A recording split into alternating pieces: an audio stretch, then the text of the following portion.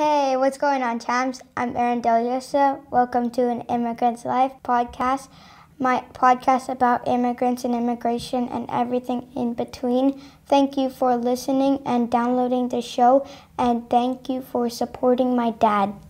Here we are again, Immigrant Nation. New week and another new episode. And like every week, I'd like to thank you for joining us and listening to us. May you be an old listener or a new listener. As long as you are here, I appreciate you. I also appreciate you for continually giving us a 5-star rating on Spotify and Apple Podcasts, or wherever you can give a great review for the podcast. But most importantly, please continue to download, share, and listen. If you want to come on the podcast or if you want to chat, you can reach us through our social media at An Immigrant's Life or email us at animmigrantslife@yahoo.com. And I'll be waiting for you. That's for me, and now this is for you. This week's guest is an all-American girl that is very proud of her Central Asian background, which she is tirelessly propagating. Listening to her will inspire you to be proud of your own ethnicity. Let's cut to the chase. Without further ado, let's get into the show. Isa, dalawa, tatlo. Today's guest is a future journalist and a social media sweetheart.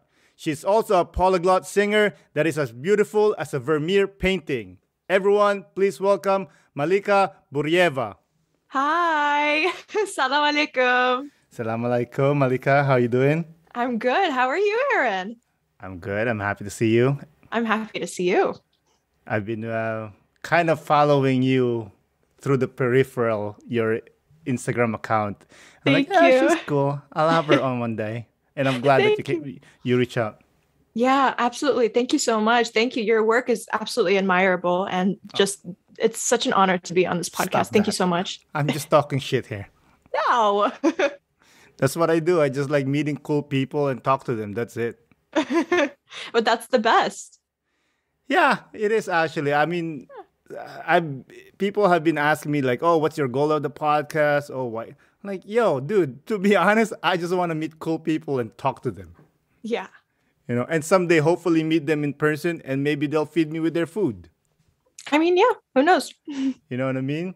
Yeah. So, if you're into Uzbek food, let me know. Hells yeah. Anyways, before we get into food and whatever else, why don't you tell the people where they can reach you? Yes. So like what Aaron was saying, I'm a social media sweetheart, I guess. But TikTok and Instagram is where all of you could reach me. Malika.Burieva, Malika. I don't want to spell it out, but Malika.Burieva. I just have such a great, I wouldn't say fan base. They're all my friends technically, but I just love to represent social media, Central Asian representation on social media. And it's just, I really advocate for it. The region just makes me very passionate. I absolutely love it so much. And it's really cool to reconnect with my roots as, you know, an Uzbek Turkmen born in America, where I never had that growing up. So yeah, I just really hope that the future generation could possibly have something to look forward to in terms of representation as Central Asians. That's amazing. That's beautiful. Thank you. Thank you so much. Speaking of beautiful, who created your logo? I love it. Oh, well, the little picture with like the animated girl. Well, I don't know. That's the thing. So I got it from a TikTok video. And ever since then, it's kind of just been like my staple. Like people know me from that icon, and I have no clue who made it, to be honest with you. If anyone actually knows who made it, please let me know so I can give credits to them. I just saw the picture and I was like, oh my God, that kind of looks like me. And it was just perfect. Okay. You might be careful with this because people might be like saying like you stole the logo, you know? Yeah. No. Obviously, I didn't like steal it. I'm a truthful person. I don't lie. And especially during Ramadan, I can't lie. So no. Honestly, I have no clue. Honestly, if anybody's listening to this, if you're the creator that's listening to this, please let me know. I'll definitely give you credits. I absolutely love that picture, and I'll use it as often as I can, as long as you give me credit. Yeah, I mean, I thought it was you, to be honest, when I saw it. I mean, I might as well. I might as well, but I can't really do that anymore because I'm kind of known for that little icon. Yeah, I guess so. Oh, so is that what you use for your TikTok though? I don't know anything about TikTok, by the way, unless other than the videos, that's it. Yeah, I'll definitely teach you. Don't worry. Yeah, well, I don't know. I've been thinking about it, but I'm like, social media, like Instagram's a lot of work already. I don't need another extra thing, I'm not I got you. as cool as you know what I mean? Thanks. You mentioned that you're not really an immigrant, and I know you were born in Miami, Florida. Yes. How did your parents end up in Miami? So basically, I could literally talk about this topic all day. My parents' whole like immigration process, it's very interesting to me. And I don't know if I'm also, Aaron, I should be asking you this. Am I the first person on this podcast that is not an immigrant, or am I actually the No, first there's person? a lot of. Okay, good. Yeah. Okay, cool. So I'm not like out of the blue No. here. Okay, good. Yeah, so my parents, they immigrated from Uzbekistan to America, and they went to Queens, New York, because they met with Tamara Katayeva. She's this Bukharian Jewish, a person of Bukharian Jewish origin that's also a singer and dancer, but she's from Tajikistan. And she lived in Uzbekistan for quite a long time. We met her so many years later here in New York, in Brooklyn specifically.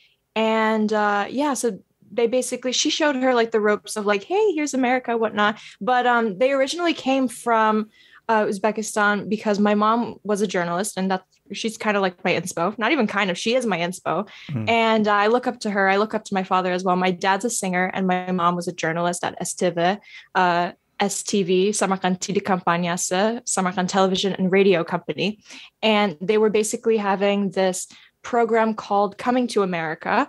And Coming to America is basically this program where they're supposed to go out and film certain things in America, obviously. And my dad was all up for it. That's how they met.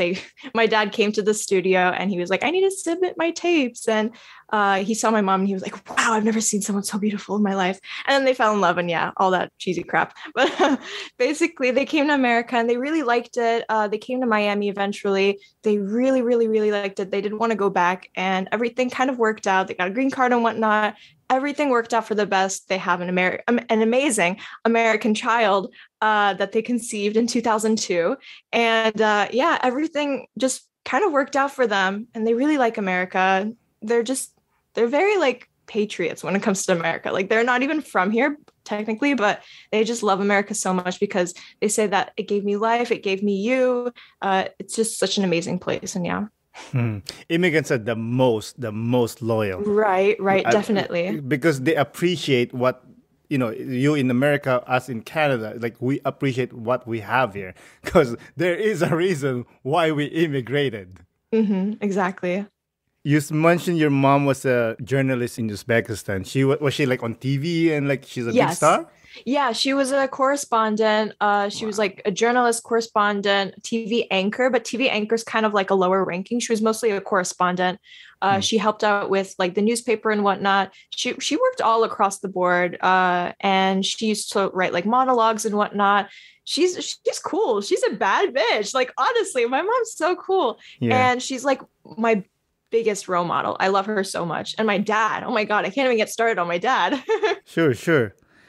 So your mom is a very driven woman. Yeah. Is she stricter than your dad? Yeah, because of her upbringing, definitely. She had a strict dad, and she had, well, not much of a strict mom, but mostly a strict dad. So it was just her upbringing, the fact that she had so many siblings. Same with my dad as well, so many siblings. But my dad, he's not as strict, but my mom, she's always like, I'm gonna, I have to put her in the right way. I have to shift her in the right path and whatnot. And my dad, I mean, he's like that, but he's more of like a softer, like sense. Yeah. I could talk about my parents all day. I literally love them so much. I'm an only child, if you can't tell. I don't have any siblings. Did they plan it to have only one child? Well, technically not. When they had me, it was definitely a gift. And then my mom couldn't conceive after that. And she lost twins, and it was kind of devastating. Yeah, I'm sorry. Yeah, it's fine. But it was fine after that, because my mom was like, Alhamdulillah, thank God that I still have one kid, and a daughter at that. Because my mom always wished for a daughter. She didn't want a son for some reason, because she said sons are like, they don't care about their parents. No offense. Excuse me. No, but because apparently they don't care much for like their parents, and then they usually like go out and do stuff like drugs and whatnot. And in my mom's eyes, especially Uzbek boys apparently. But yeah, so they were just really happy that I came out, and I'm just their bright ball of sunshine, I guess. That's awesome. Thank you. So, like I mentioned before, you're trying to be a journalist too. Did you take journalism because you want to impress your mom, or is just you really want journalism? Well, she kind of inspired me. That's the thing. She definitely inspired me. She put me in the right path, like what I was saying. She really just shifted me into the right path, and it was just perfect. But also my dad's a singer, so I'm just really into singing as well. But mostly journalism is the right path for me. And like I said, I really advocate for Central Asian representation. And I feel like journalism could definitely help me out in that sense. You always like school? When I was a child, I hated school because it was definitely the move from Miami, Florida, all the way to Brooklyn, New York, so I could get into my culture and whatnot. But it was definitely the move that affected me. So I never really went to school, but not a lot, not as much as I should have went. I did have a lot of absences. But then later on, school kind of like brought out the best in me. I made friends in high school, and like at the end of middle school, I was bullied a lot when I was in elementary school because I had a unibrow, I was hairier than most girls, what have you, Central Asian genes, but I don't know. I think it got better later on, and I started to come out of my shell a lot more. I was always very energetic, and I guess that was just very annoying for kids at that age. But later on, I think I got into the rhythm of school a lot more, but I love school now. I absolutely love it. I love the socializing aspect. I love going to campus. I go to college now. So everything's really good when it comes to me in school now. We have a better relationship now. I mean, you're an extrovert, like that's your thing. Like yes, I understand when you're young, kids are kind of find you annoying. Even I'm pretty sure now, but you know what, dude? Forget about them. You know what I mean? Yeah. Do your thing. Yeah, definitely. Yeah, exactly. You know what I love when I was reading about you was you volunteered as a translator for parents. I never thought that this is like a spot. Like, this makes so much sense. Yeah, definitely. How was that experience? I don't know where you read that, by the way. Where'd you read that? Don't worry about it. I love you and your research, man. But yeah, so when I was in high school, to bring out my community service and whatnot, it was very important for seniors to graduate with a certain amount of community service, but I definitely exceeded that apparently, due to the fact that I was doing this community service type work. But basically, you're supposed to, if you speak a certain language, if you're bilingual, which was very common within people in my school, because I went to a very diverse school in Brooklyn, but I am bilingual in Uzbek, and I was very into like translating, and I really wanted to get into, at the time, I really wanted to get into the United Nations and be like a translator at the time, but it didn't really work out. But I wanted to bring out my, like my experience, and I was into like student ambassadoring, which is what it was called. And I translated for parents in PTA meetings and parent-teacher conferences from English to Uzbek and Uzbek to English and vice versa and whatnot. And it all kind of worked out because I was really into it. I was always looking forward to them because I got to socialize with the parents, and I got to learn about like, how Uzbek kids are at the time, the immigrant Uzbek kids. And I'm American. I was born in America. I was born and raised in American soils. So it was cool to see like a shift between me and immigrant Uzbek kids, and how those parents are kind of, they take care of their kids and how they look at their kids' education. Yeah. Mm-hmm. Because of that experience, is that made you closer to your culture? Absolutely. Yeah. And just overall, how my parents, they, brought me up, my journalist mom and my singer dad, and how I'm really into like just the arts of Uzbek culture and just Uzbek culture in itself. I absolutely love and adore. And it was also that too, just ever since I was little, it's always been connecting. For sure. Yeah. I love that you're in love with Uzbeki culture, but Yeah. you've never been there.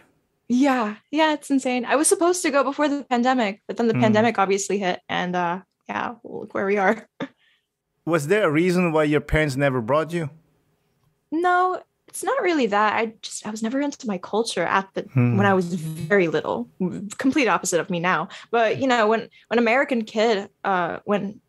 an American child is, brought up in a very like kind of whitewashing Western way, they don't really get into their culture as much. And I was definitely one of those kids.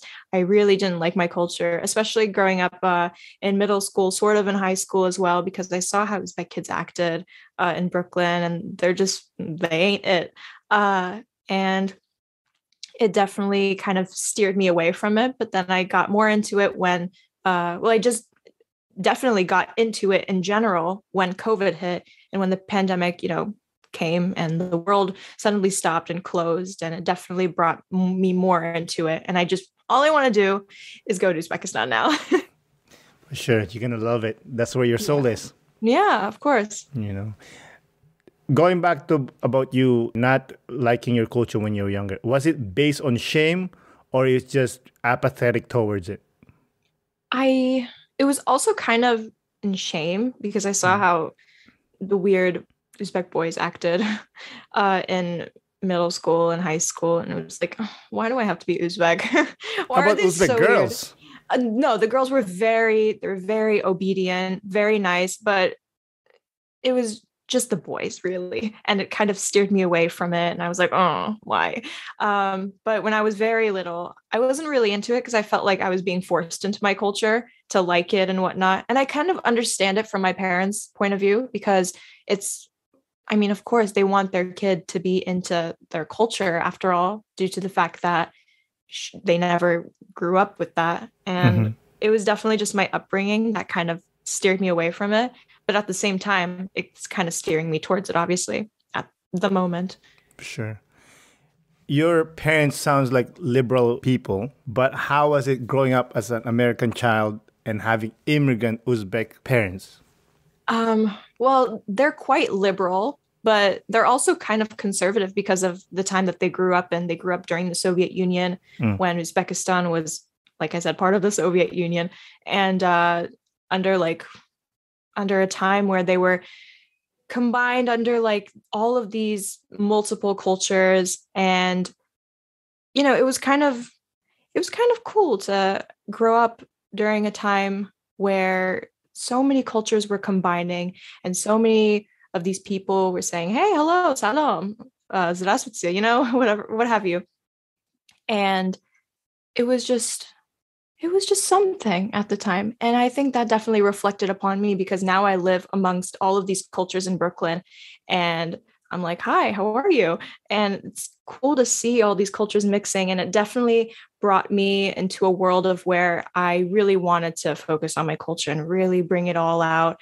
And that's kind of what TikTok is here for. That's kind of what social media exists for. Not even kind of, just it is there to spread a message. And my message is, pay attention to Central Asian culture, you guys. It's so cool. The region is entirely diverse and so amazing, you guys. Like, come on. Completely agree. I mean, you guys are, ever since I met Dana, who is she's Kazakhstani. Cool. She's also my friend, yeah. I always tell her, like, I'm so grateful to you. You opened me up to these amazing people, to this amazing culture. And I joke around that, like, I'm a Central Asian now, Yeah. Because the support is, like, overwhelming and I love it. I appreciate it, And the Philippines is absolutely amazing. You're Filipino, correct? Yes. Yeah, and it's beautiful. Like, oh my gosh, the island, and it's literally an island, and it's just so gorgeous. And the Tagalog is so beautiful. It's such a beautiful language, and yeah. It's all right. I mean, it could get it could get aggressive. Depends on who's speaking. Because where I'm from, we speak aggressive. That's how it is. I get But that. I appreciate that. Yeah, Uzbek is the same way.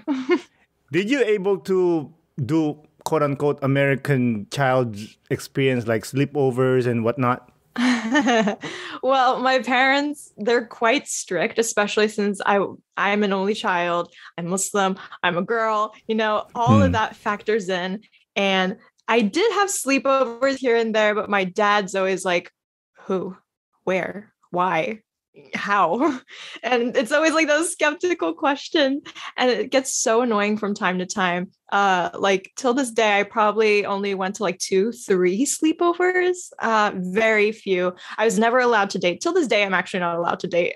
I'm literally 20 now. Till this day, I'm not supposed to date because one, they have to be Central Asian, and two, because it always leads to like other things, and the devil's tango. And also, like, I have to wait till marriage.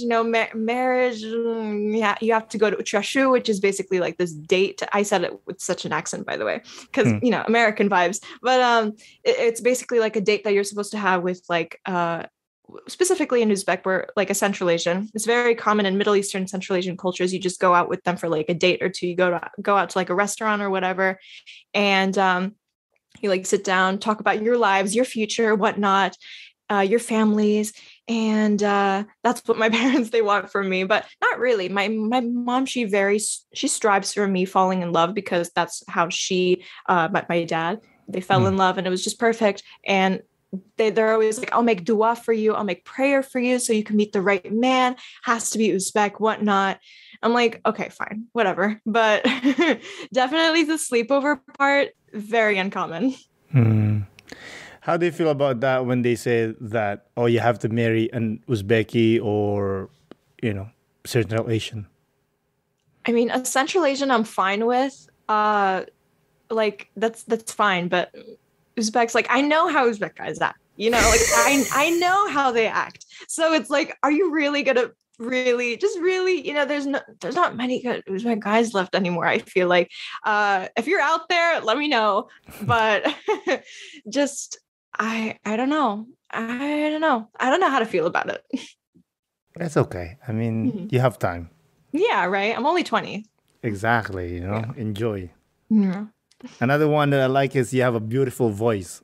Thank you. And you keep on mentioning that your dad is a singer too. I guess that's where you got it from. Definitely.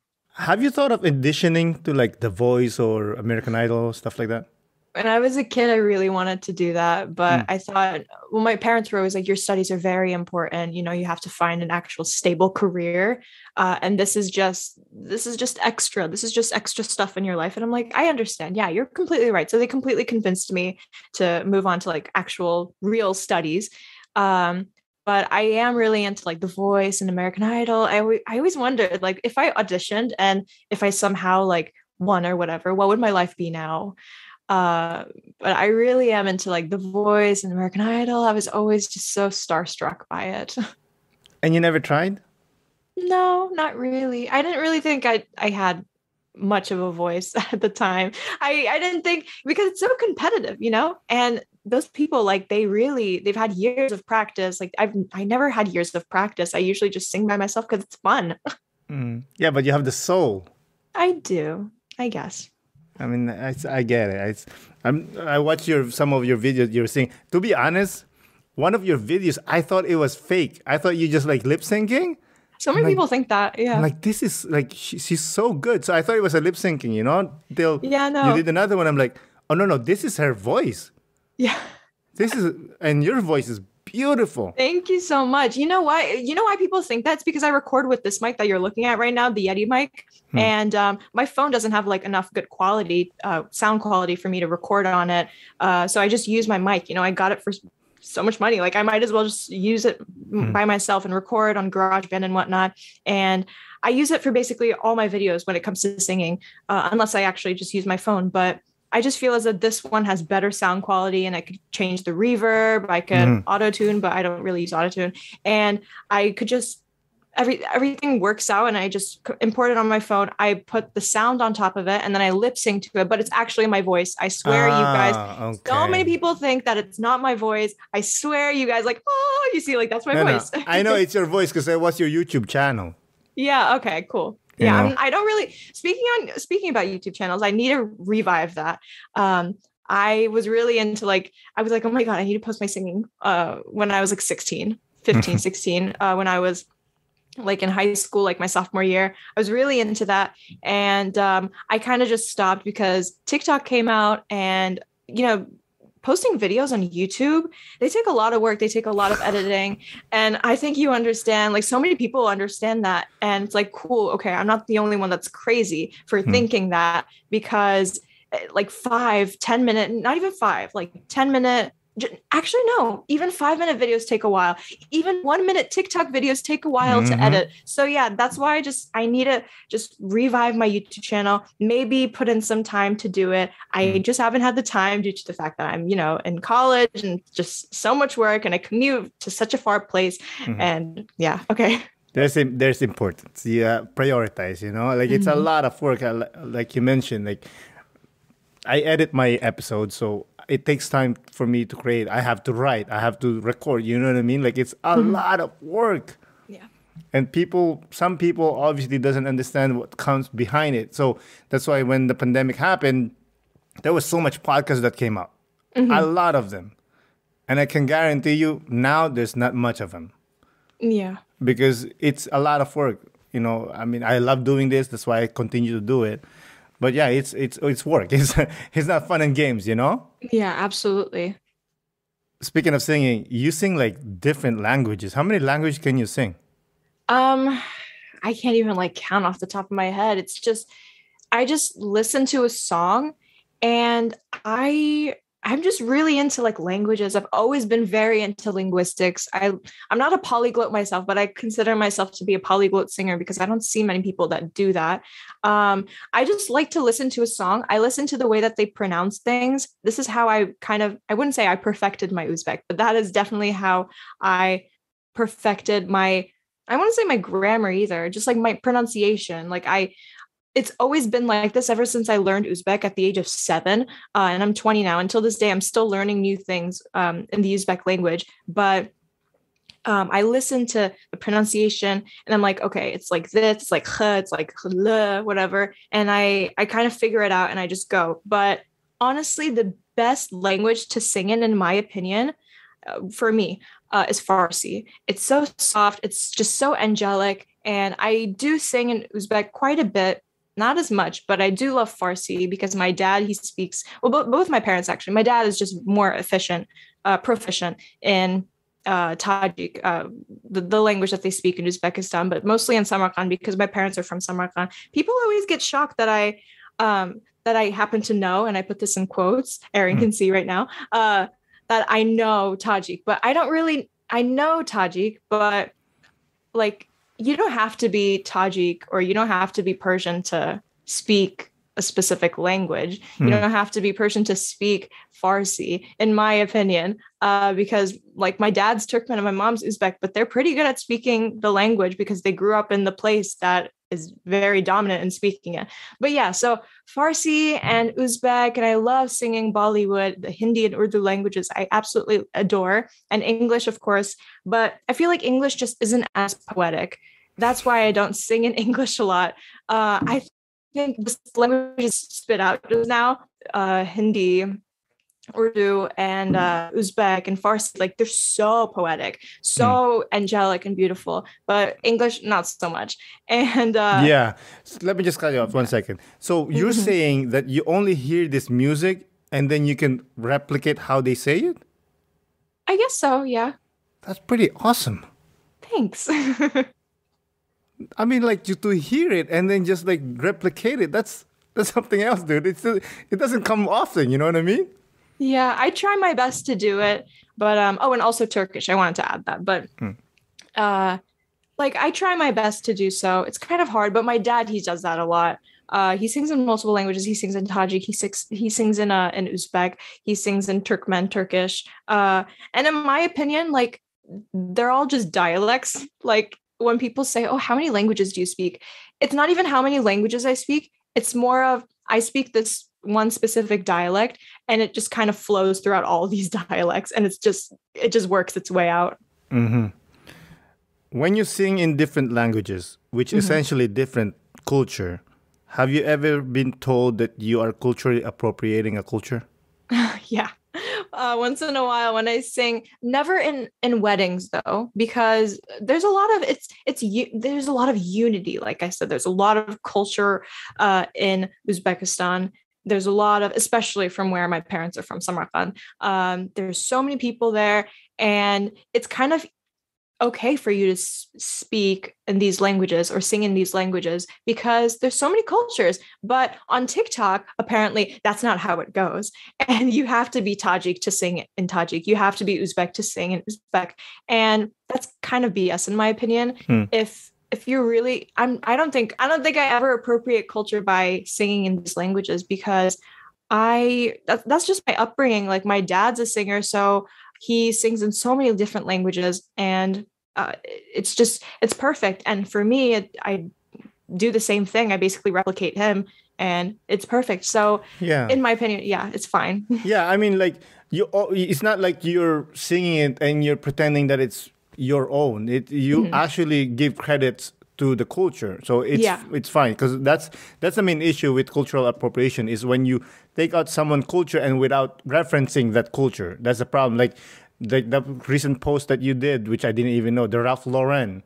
Like, That's actually cultural appropriation. Exactly. You want to talk about that a little bit? Oh my God, so much to talk about.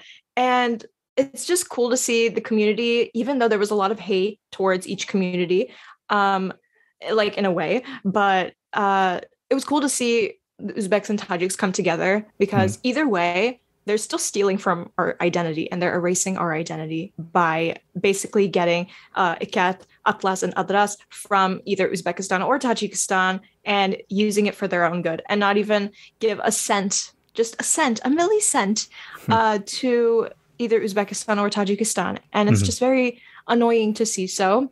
And it caught my attention when a friend of mine and also a follower of mine posted on her story. And I was like, oh my God, I have to make a video about this. And it kind of I made a script for it. I usually just make scripts for my videos because I can't just straight up talk like how I'm doing right now because I stutter and I always go like, so I just made the script and I just said it so perfectly. And I posted it on Instagram and TikTok and whatnot. And not much later, I see people fighting in the comments like, oh, this is Tajik. Oh, this is Uzbek. Like, shut up, man. Honestly, get over yourself. We're all the same people. Everyone in Central Asia, they're all the same. I wouldn't say the same ethnic group. We're entirely different ethnic groups, but we're all the same peoples. And that's how it was in the Soviet Union. We were all the same peoples. We were all the same body. We were all just all together. And but aside from the Soviet Union and whatnot, we're all just the same people. And it's so annoying because I saw the comments on the post itself at Ralph Lauren on Instagram. I saw so many people just being so nationalistic, and that's not the point of all of this. The point is they stole our design. They literally stole our material and they're using it for their own good. And they're pricing it at insane prices too. Like, I don't want to get sued by Ralph Lauren. Okay, let's put that out before I continue my thought. But these are insane prices, like $2,000, $1,000, $1K, $2K. Insanity. Have you heard anything that the Ralph Lauren has done something, a step towards referencing the culture or like saying sorry or whatever like that? Okay, so you didn't do your research enough, Mr. Aaron. But I think like I'm not sure, no, not a couple days later, but a week later, someone brought to my attention that they actually did reference our culture, not our culture, but where it's from, Uzbekistan and Tajikistan. And I was like, okay, perfect. I have to make a video about it to talk. Like, this is great, whatnot. I basically said, hey, this is so amazing. This is so cool. This is a great step in Central Asian culture and representation and whatnot to see such a big company. I didn't say great, but a big company like Ralph Lauren. But it was just cool to see that. And I think it was because of the fact that we were spamming, or maybe they saw my video, but I highly doubt it. I think we were just spamming their comments, but it made me feel so cool. We were all activists in that situation. And yeah, I saw on their website, but on their website, they did use Uzbekistan. They didn't say Tajikistan, but they said Uzbekistan. And I was like, okay, cool. Kind of a mega win because I'm Uzbek, you know. I'm going to get so many nationalistic comments from Tajiks now in my DMs being like, oh, you stupid Uzbek. Like, shut up, man.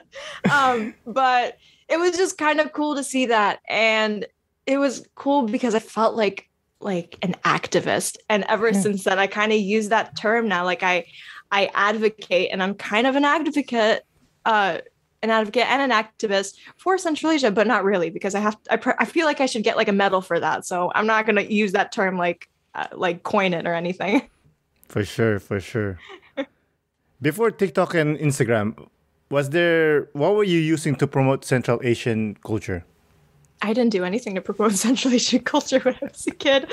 Well, I wouldn't say 2-3 years ago. Well, not 2-3 years ago, but like 4 or 5 years ago, in my opinion, I was a kid. Okay. Like I'm mature now, like I'm older now, but yeah. Well, no, I don't know about mature.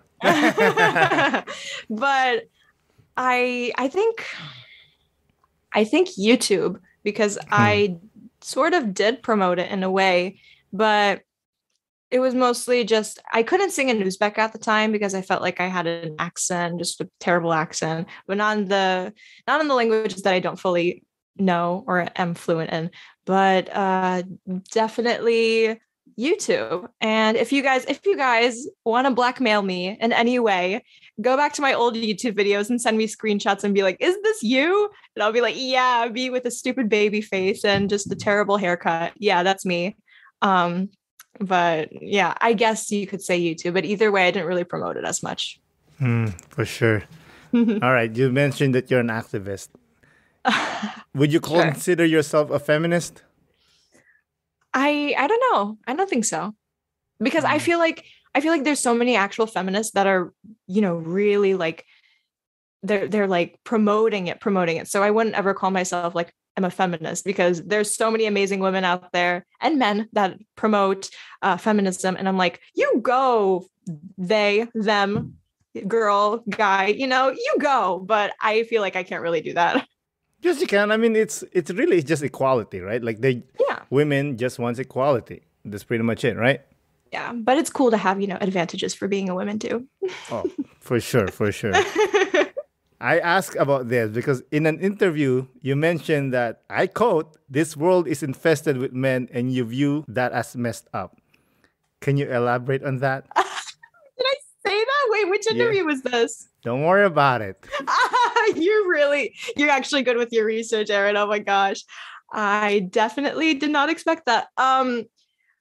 I think I said that in my WCA interview, my Women of Central Asia interview. And it was that. I didn't even fully listen to the podcast. It was just so many. I think it was like a year or two ago. That's why I didn't listen to it after it was posted on Spotify. But it's just cool to see powerful women. And I'm just so annoyed to see, no offense, Aaron, but actually, no, not you. I wouldn't say men of color, but definitely white men, think that they're so powerful because of years of conquest and whatnot. I feel like people might say after this that I don't know what I'm talking about, but as a woman, it does get very annoying to see so much glorification for the male species and not for women, because us women, we're amazing. We're so great. Yeah, you guys are pretty cool, to be honest. Thanks, man. I was raised by women, so perfect. Yeah, I get along with women more than men, actually. Exactly. Yeah, but it's just easier. For me, it's easier. It's funny because when I go to some people are like, why do you like women more? Like you get along with them, like because there's no drama, and then they'll say there's a lot of drama. Well, but for me, it doesn't, Yeah, there is drama. I have had friends uh, in middle school and high school and whatnot that just became such snakes towards me. And now that I'm kind of like, I wouldn't say going big on TikTok, but now that I've finally created a name for myself, I see girls that I was friends with in middle school or high school that betrayed me. I say that in quotes. But now they're just following me on Instagram and whatnot. And they're like, oh, hey, trying to be my friend again. Like, leave me alone. Yeah, kiss my unibrow.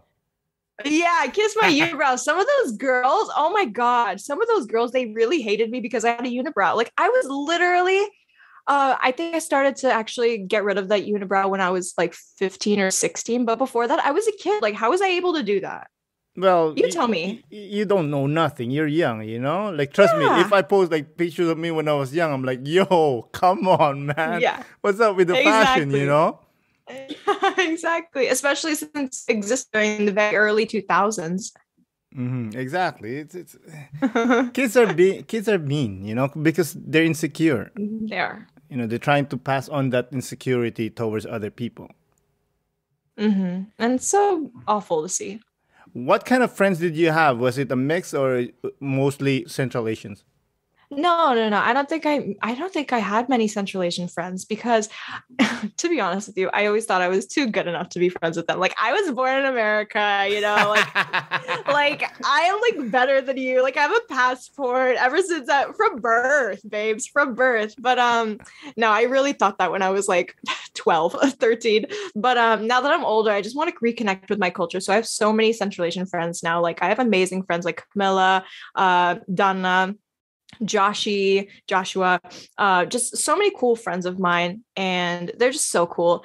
But when I was a kid, though, I did have a mix of a lot of friends because, my upbringing from Brooklyn. But I did have a lot of like Turkish friends, Puerto Rican friends, Pakistani friends, other Hispanic friends, and white friends here and there, Black friends. We were all, there was just, it's Brooklyn. You always have a ton of friends that are from different ethnic groups and United Nation. Yeah, pretty much United Nations. Yeah. And yeah, it was just cool. But either way, like the girls were always just so mean to me because I had a unibrow and I was annoying. Like, I understand, girl, but were they white? These people? No. Like I said, just a ton of different ethnic groups. Okay. Yeah. You mentioned Women of Central Asia. Let's talk about that. Oh my God. I love. I love all of them so much. The account that you're a creator-in-chief, what is it about? So it's just to kind of spread the message that this organization exists, this digital organization, Women of Central Asia, exists. And, it was started by college girls, young college girls. Diora is the founding member. She's amazing. She's a really good friend of mine. She's such a great person and very responsible. We went to the same high school together. I had no idea until recently, but she's like 2 years my senior. So of course I didn't really know that. Probably 2-3 years, I think.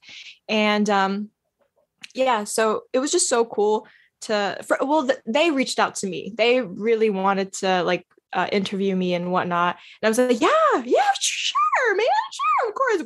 Woman. I didn't mean to say man, woman, of course.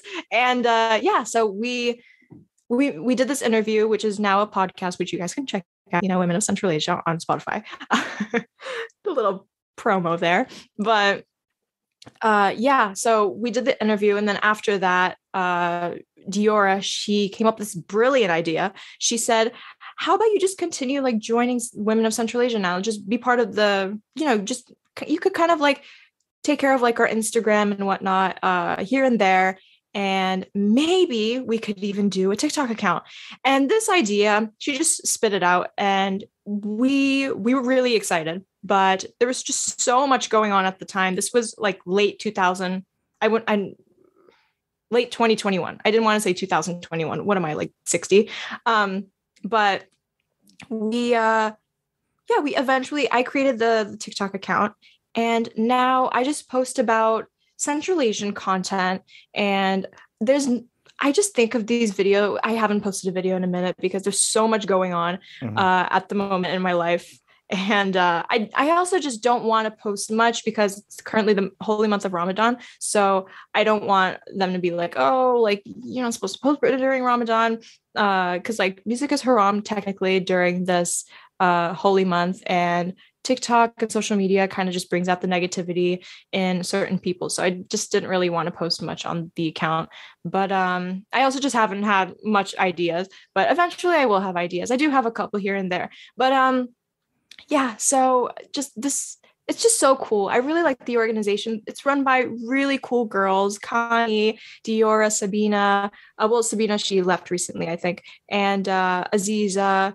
And I feel so weird saying their names without an Uzbek accent, by the way. But yeah, it's just a great organization. I love it so much. And I will post more on the TikTok eventually. I promise you guys. So what's the next step for you guys? They're currently trying to organize a mentorship program for I'm not sure if it's just high schoolers or maybe even middle school kids. Probably just high school kids. I'm not entirely sure about that. I didn't really, go into the logistics of that since, I really just control their TikTok page and their social media and whatnot. But they're just going, they're kind of looking for mentees right now. They have mentors set and ready. And yeah, I don't know if the deadline is extended, but I think you guys can still apply. I'm not entirely sure about that. But yeah, if you guys are interested, just reach out to Women of Central Asia on Instagram it's WOMXN, Women of Central Asia on Instagram. So if you guys are interested, just check it out. Sticking with this, giving Central Asian representation on social media is excellent. Thank you. But have you thought of helping Uzbekistan in a more consequential way, like starting an NPO or NGO, so you can help out the less fortunate citizens? I definitely want to do that later on, but right now I don't have the power to do that due to the fact that I don't have a sponsor and I'm too young. I don't know what I'm doing right now. Right now, it's just to focus on the social media aspect of it and eventually tourism, which I'm very interested in. I haven't even been to the country at all. So I think I'm just too young to focus on that right now. But definitely when I have more power, when I have more of a name to myself, I absolutely want to do that because there is poverty. Poverty is a very common thing in Uzbekistan due to the fact that the economy is terrible. It's in shambles, but everything else is great, just not the economy. But I definitely want to do that later on when I'm older. For sure. I also heard you say that you want to reform the Uzbek culture. What do you mean by that?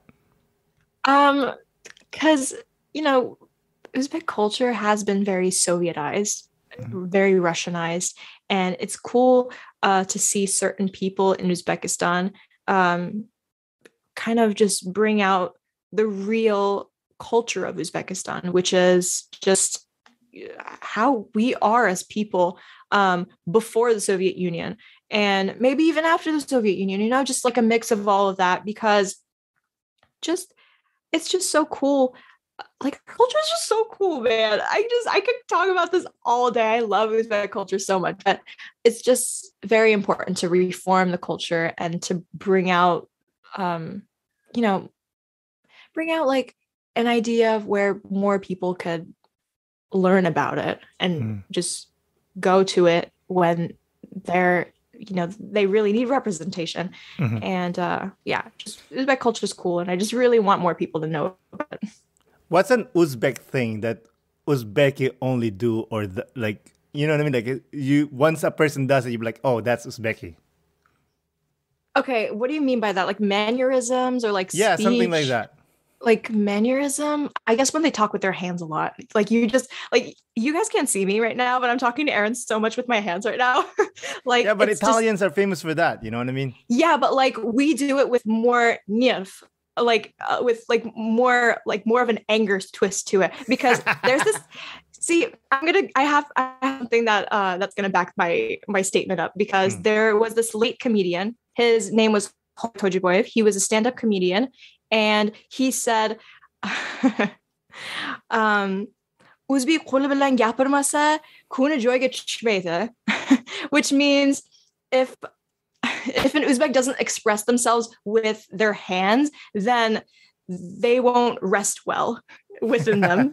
And it's very true. Like we literally talk with so much anger with our hands. Like Italians, like they do the little, you know what I'm doing right now, Aaron? Like that. They do that. I wish you guys could see me right now. But Uzbeks, we're just very angry. We're very expressive. I don't know about angry, but expressive for sure. Yeah. So what's next for Malika? Well, I need to post more singing videos. I need to start up my YouTube channel. And I really want to go to Cultural Style Week, which is in England. But hopefully my dad allows me to travel by myself. But hopefully I can take a friend with me or something. I would have to talk about the logistics of that with the actual manager of the Cultural Style Week. So basically, Cultural Style Week, if you guys are interested in partaking, basically you can become an ambassador. And I reached out to them and I was like, hey, I really promote Central Asian culture a lot, especially Uzbek Turkmen culture. And I'm Uzbek Turkmen myself. So if you're really into my videos and whatnot, just let me be part of this thing. And you can become an ambassador by posting videos and being like, hey, this is my culture. You can send in an audition video. If you guys are interested, just look up Cultural Style Week on Instagram. They have an Instagram account. The founder of the organization, her name's Candy. She's super nice. She has a very nice English accent. I really love her accent a lot. But anyway, so that's definitely something that I want to do. There's going to be like a private launch party that I don't know if I'm supposed to talk about this. I think I'm allowed to talk about this, but there's a private launch party that's going to happen on the 21st in May. And Candy said that I'm invited. She was like, of course you're invited. And I was like, oh my God, thank you. But hopefully my mom and my dad allow me to go. But yeah, definitely that. And just so much that's going on. I will definitely be able to share that once more on Instagram when everything is set and ready to go. Definitely. Before we close out, one more question. What do you wish more people knew about Central Asians? I wish they knew, well, obviously the culture, but how hospitable we are. We're very hospitable. And it's so important to know about the history as well. Like mathematics derived from Central Asia, certain sciences, mathematics, definitely. Algebra, actually. Fun fact, Aaron. Algebra came from Khwarazm, Uzbekistan, from Al-Khwarazmi. And he basically created Al-Jabr. Al-Jabr sounds familiar, huh? Algebra. And basically he created algebra and nobody knows about that. And I need to make a video about that because nobody knows about it. But the history is so rich. It's so unique. I wish more people knew about the history, how hospitable we are.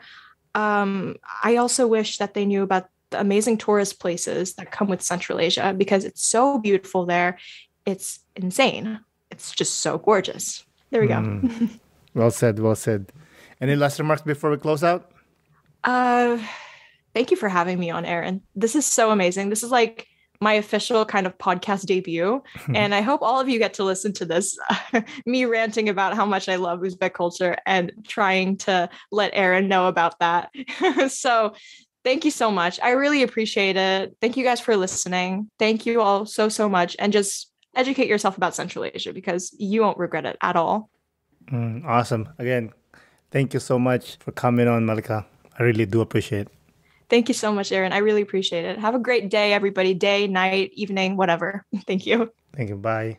Bye. Again, Malika, thank you for coming on the podcast. I really do appreciate it. Thank you, listeners, for listening. This is Aaron Deliosa for An Immigrant's Life. I'll see you guys later.